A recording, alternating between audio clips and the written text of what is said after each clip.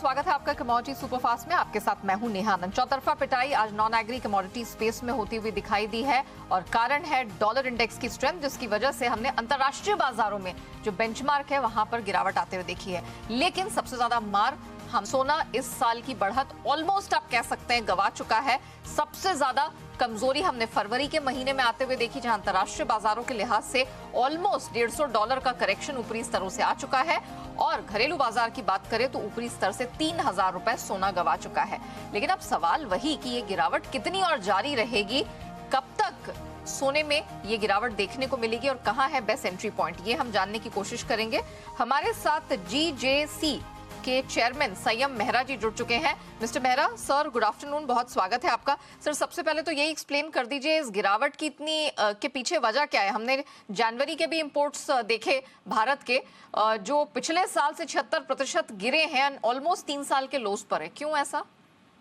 देखिए, गोल्ड के रेट जब बढ़े तो बढ़ने के बाद मार्केट के अंदर डिमांड इतनी अच्छी नहीं रही और इस वजह से कस्टमर भी अभी तक रिटेल शोरूम्स के अंदर तक नहीं आया था, कम से कम 20 जनवरी तक। उसके बाद थोड़े रेट जब घटे हैं, इसके रेट घटे कारण भी पीपीआई डाटा है, पीपीआई जो प्रोड्यूसर्स का डाटा है, अनएम्प्लॉयमेंट डाटा अच्छा है, उसमें नेचुरल गैस भी घट रही है, क्रूड भी $77 के करीब आया है, को रिटेल डाटा जो यूएस वो भी 0.9% या 2.3% तक बढ़ गया है, रिटेल सेल्स डाटा भी 1.9 से 3% हो गया है। लेकिन ये टेम्पररी है। जो $1880 के ऊपर एक्सपेक्टेड था कि गोल्ड $1820 तक आएगा, 3000 रुपए भाव घट सकते हैं, लेकिन ये $1800 के नीचे आना मुश्किल है गोल्ड को। और मुझे लगता है गोल्ड अभी 21 के बाद वापस 21 फरवरी के बाद वापस एक स्पीड पकड़ लेगा ऊपर आने की। और मुझे लगता है कि सिर्फ मार्च एंडिंग या मार्च 15 के आसपास गोल्ड के रेट्स वापस $1925-1930 के आसपास दिखने चाहिए। यूएस का भी जो डेट सर्विसिंग है $31 ट्रिलियन है, तो इसके अंदर इतना भी स्टीम नहीं है कि इतना नीचे तक घट जाए। $1800, $1820 अभी जो है वो इसका प्राइस बहुत करेक्ट प्राइसिंग पे अभी आ गया है। 55,000 या 54,500 एमसीएक्स पे बराबर बाय बनता है एंड रिटेल कंज्यूमर्स के लिए भी। और आने वाले मुझे लगता है 7 to 10 डेज के बाद यानी 21 के बाद रेट बढ़ना चालू हो जाएंगे।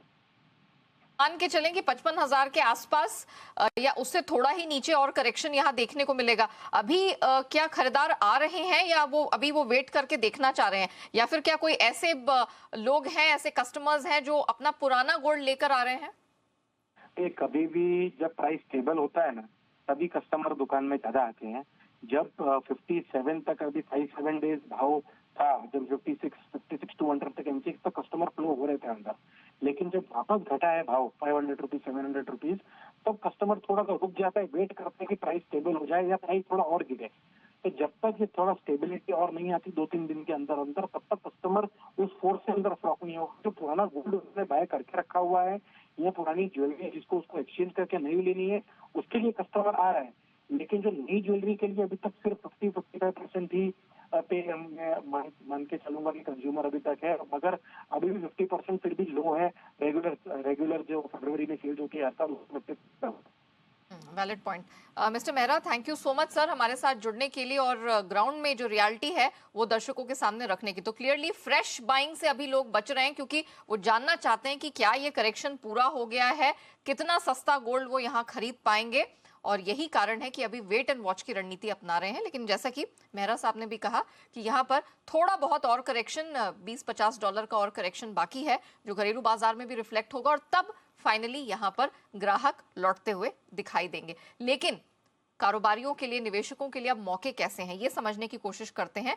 कुंवर ग्रुप के रवि देवरा हमारे साथ शो में शामिल हो चुके हैं। रवि, गुड आफ्टरनून, स्वागत है आपका। सोने चांदी में अब करना क्या है? जो भारी भरकम गिरावट आई है, आज के लिए बॉटम बन गया है या सेल ही अपना के चले? Good afternoon. डेफिनेटली अभी बॉटम को टाइम है, क्योंकि जो 2 से 3 ट्रेडिंग सेशन से जो डेटा यूएस के आ रहा है, वो रिटेल सेल्स हो, सीपीआई इन्फ्लेशन या प्रोड्यूसर प्राइस इंडेक्स हो, सारे ने एक इंडिकेशन अभी दे दिया है कि आगे जाके जो स्टैंड होगा सेंट्रल बैंक्स का, वो थोड़ा बहुत अभी हॉकिश स्टैंस के साथ जाएगा। तो लग रहा है कि थोड़ा बहुत मार्केट में फियर रहेगी और बॉन्ड यील्ड्स रिवर्स हुए। आगे काफी टाइम डेटा अच्छा है, बट बॉन्ड यील्ड्स में इतना इफेक्ट नहीं था। बट अभी बॉन्ड यील्ड्स अभी करीबन नवंबर के बाद के हाईएस्ट लेवल पे 10 इयर्स की बॉन्ड यील्ड पहुंच चुके हैं। तो मुझे लग रहा है कि अभी सेलिंग थोड़ा यहाँ पे और बाकी है। लेवल स्पेसिफिक बात करें तो 55,850 के करीब प्राइस गोल्ड के चल रहे हैं। वहां पे मुझे लग रहा है कि बिग वाली का मौका है। 56,000 के स्टॉप लॉस के साथ गोल्ड को बेच के चले। डाउन साइड मेरा मानना है कि 55,500 तक के लेवल आने चाहिए। चलिए, ये तो बात हो गई बुलियन की, लेकिन एनर्जी स्पेस में क्या? कच्चा तेल, नेचुरल गैस, इसकी पिटाई हो रही है। नेचुरल गैस तो लग रहा था कि 200 के पास बॉटम बन गया, लेकिन आज हमने ऑलमोस्ट इसे 191 190 तक नीचे जाता हुआ देखा है। और इंटरनेशनल मार्केट में तो हमने 2-2.5 साल के लोज भी बनते हुए देखे, इतनी तेज गिरावट आई है। अब क्या? आपका क्वेश्चन मैं सुन नहीं पाया था नेहा जी, प्लीज रिपीट करें। रवि, मैं नेचुरल गैस के बारे में जानना चाह रही थी। 200 के नीचे भी लुढ़कते हुए देखा है, काफी तेज गिरावट आई है। अब क्या करना है? मेरे हिसाब से नेचुरल गैस में कल जो उछाल था वो सस्टेन नहीं हो पाया और वहां पे लगातार अभी कमजोरी बनी हुई है। तो कल इन्वेंटरीज के डेटा के बाद थोड़ा करेक्शन आया है, बट मुझे लग रहा है वो उसको ट्रेडिंग से बचे। अभी जिस हिसाब से 200 का सपोर्ट ब्रेक हुआ है, 190 से 188 तक के लेवल्स भी वहां पे दिखने चाहिए। 200 के स्टॉप लॉस के साथ सेलिंग का मौका ढूंढ सकते हैं। जो शॉर्ट टर्म बायर है वो 180 182 के आसपास काफी अच्छा बॉटम है, उसको बाइंग के दौर पे देखे। बट अभी मुझे लग रहा है यहाँ से 10 से 15 पॉइंट की और गिरावट आपको इवनिंग ट्रेडिंग सेशन या कल के ट्रेडिंग सेशन में देखने को मिल सकती है। मेटल्स पर क्या व्यू बन रहा है? क्योंकि प्रेशर यहां पर भी नजर आ रहा है। एकमात्र कॉपर को छोड़ दें, जो अंतर्राष्ट्रीय बाजार में अपने आप को फंडामेंटल्स के दम पर थोड़ा सस्टेन करने की कोशिश कर रहा है। चौतरफा गिरावट हमने अदरवाइज मेटल्स में आते हुए देखी है। मेरे हिसाब से जैसे अभी जो सिनेरियो है पर्टिकुलर एनर्जी बास्केट में क्रूड एंड बेस मेटल, ये दो ऐसा फैक्टर है जहां पे इकोनॉमी का एक डायरेक्ट इम्पैक्ट है और अभी बेस मेटल्स में इस हिसाब से गिरावट दिख रहे हैं। बेस मेटल में मेरा मानना है कि लेट में बिकवाली का मौका ढूंढना चाहिए।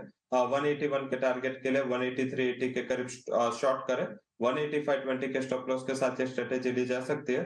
और एल्यूमिनियम में भी यहाँ से बिकवाली करें 207 तक के टारगेट मैं एक्सपेक्ट करता हूँ एंड 213.50 के स्टॉप लॉस के साथ आप बेच सकते हैं। तो मुझे लग रहा है कि कॉपर के अलावा तीनों बेस मेटल में जो सेलिंग प्रेशर है शायद शॉर्ट टर्म के लिए ये कंटिन्यू रह सकता है। ओके, अब एग्री स्पेस की तरफ बढ़ते हैं। यहाँ पर एक कोकुड़ को अगर आप छोड़ दें तो बिकवाली तो एग्री स्पेस में भी दिखाई दे रही है। फिर चाहे वो मसाले हों, ग्वार गम, ग्वार सीड, कैस्टर, सब में यहाँ पर गिरावट दिखाई दे रही है। तो सबसे पहले तो यही बता दीजिए, कॉटन, क्योंकि इंटरनेशनल मार्केट में वो भी टूटता हुआ खासा नजर आया है। कपास या कपास खली, क्या रणनीति बन रही है? कपास खली में अभी बिकवाली का मौका ढूंढे। मुझे लग रहा है कि यहाँ पे एंड ऑफ सीजनलिटी और सेकंड जो नेगेटिव फैक्टर इसके लिए वो है कि कपास का जो इंटरनेशनल कॉन्ट्रैक्ट है वो भी लगातार करेक्शन में और चाइनीज डिमांड की जो होप थी वो डिमांड आ नहीं रही। तो मुझे लग रहा है कि वहां पे थोड़ा बहुत बिकवाली का ट्रेड रहेगा। 2698 के करीब करंट कॉन्ट्रैक्ट को बेच के चले।